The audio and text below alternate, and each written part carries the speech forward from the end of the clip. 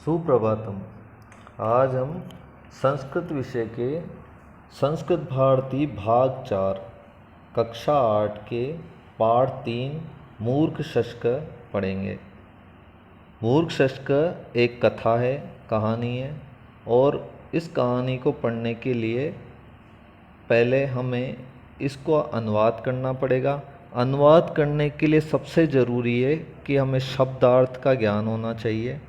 जो कठिन शब्द है वो हमें आने चाहिए। उसके लिए मैंने नीचे आपको ये कठिन शब्द दिए हुए हैं, सारे लाइन से कठिन शब्द दिए हुए हैं, बिल्कुल क्रम से, जो जैसा चैप्टर में आया हुआ है। एकस्मिन वने यानी एक जंगल में, शश्क यानी खरगोश, आसीत का मतलब था, स का मतलब वह, शयित यानी सोया हुआ, तस्य यानी उसके। इस तरह से पूरे वर्ड मीनिंग दिए हुए हैं।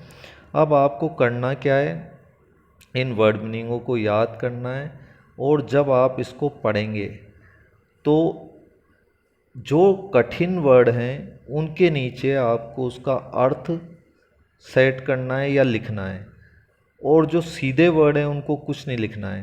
तो जैसे एकस्मिन का अर्थ एक, एक लिखा ही हुआ है उसमें, तो कुछ लिखने की ज़रूरत नहीं है। वने, वने का वन का मतलब ही वन होता है, बस वने, इसमें एक ही मात्रा जो लगी हुई है। हमें कुछ विभक्तियों का भी ध्यान रखना है। अनुवाद में विभक्ति और शब्दार्थ ये दो मेन चीज़ें। तो वने एक ही मात्रा जहाँ भी लगेगी, पुल्लिंग और नपुंसकलिंग शब्द में एक ही मात्रा जहाँ लगती है वो सप्तमी एक वचन होता है। ये विभक्ति याद रहना चाहिए। और सप्तमी विभक्ति एक में हमेशा में कारक चिन्ह का प्रयोग होता है। तो वने में क्या हो जाएगा, वन में। एक शश्क, एक का मतलब एक, और शश्क का अर्थ होता है खरगोश। आसीत का मतलब था। तो अब जब हम इसको, जो वर्ड मीनिंग का अर्थ हमें आता है वो लिखने की ज़रूरत नहीं, और जो नहीं आता है वो लिख लें। अब उसके बाद हम इसका हिंदी करते हैं। एकस्मिन यानी एक, वने यानी वन में, एक यानी एक, शश्क यानी खरगोश, और आसीत का मतलब था।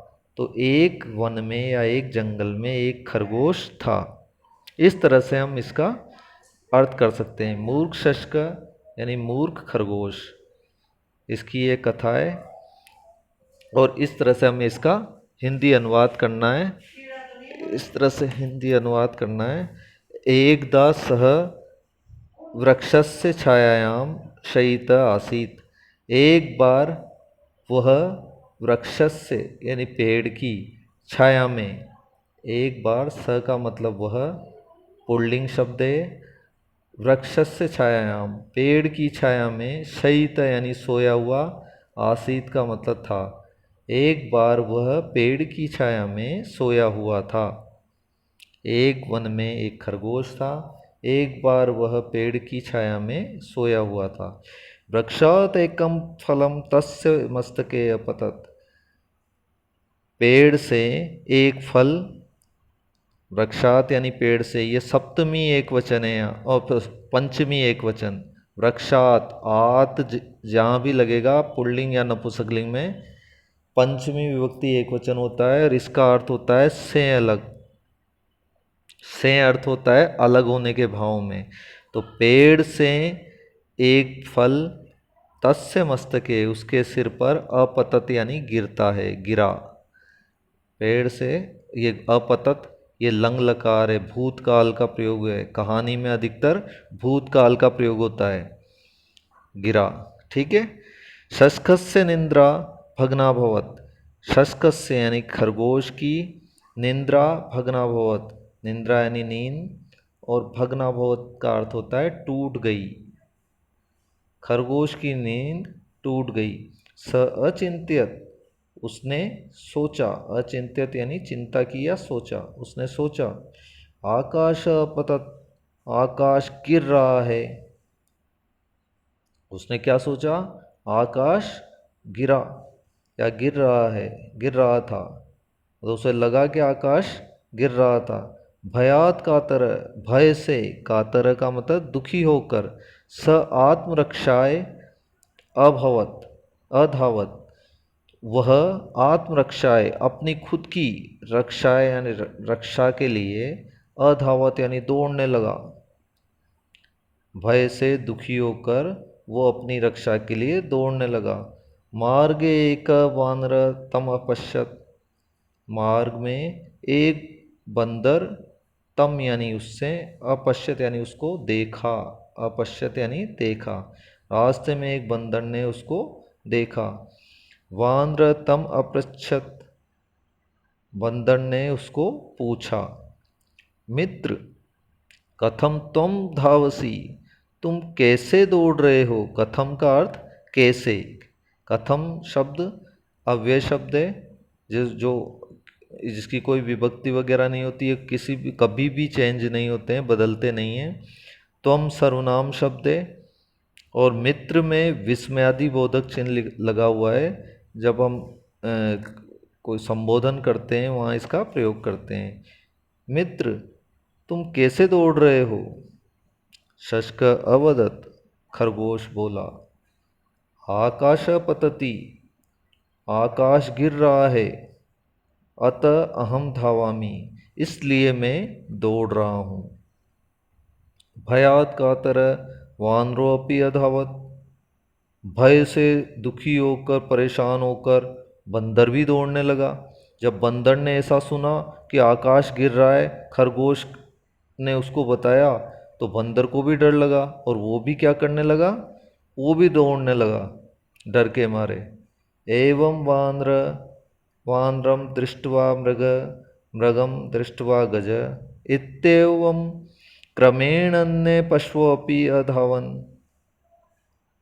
एवं यानी इस प्रकार, बानर यानी बंदर को दृष्टवा यानी देखकर, इस प्रकार बंदर को देखकर कौन, मृग यानी हिरण, और हिरण को देखकर गज यानी हाथी। इत्येव क्रमेण इसी प्रकार के क्रम से, अन्य पशुओं अपि अधावन, अन्य सभी पशु भी दौड़ने लगे।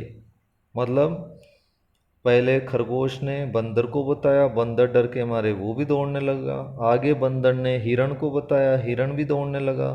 फिर हिरण ने हाथी को बताया, हाथी भी दौड़ने लगा। हाथी ने किसी अन्य जानवर को बताया, वो भी दौड़ने लगे। और इस प्रकार सारे जानवर दौड़ने लग गए। मार्गे एक शृगाला आगच्छति स्म, रास्ते में एक सियार आया। स गजम पृष्ठवान, उसने, स यानी उसने, गजम यानी हाथी से, पृष्ठवान यानी पूछा, उसने हाथी को पूछा। भवान कथम धावती, भवान यानी आप, कथम यानी कैसे, धावती यानी दौड़ रहे हो, आप कैसे दौड़ रहे हो। उसने किससे पूछा, हाथी से। और हम जानते हैं कि कहानियों में जब भी हमने सुना है शृगाल यानी सियार, सियार बहुत चालाक होते हैं, बुद्धिमान प्राणी होते हैं। तो उसने हाथी से पूछा, आप कैसे दौड़ रहे हो। गज मृगम, मृगम वानरम, इत्येव क्रमेण अन्ते शशकम सर्वे पृष्ठवंत।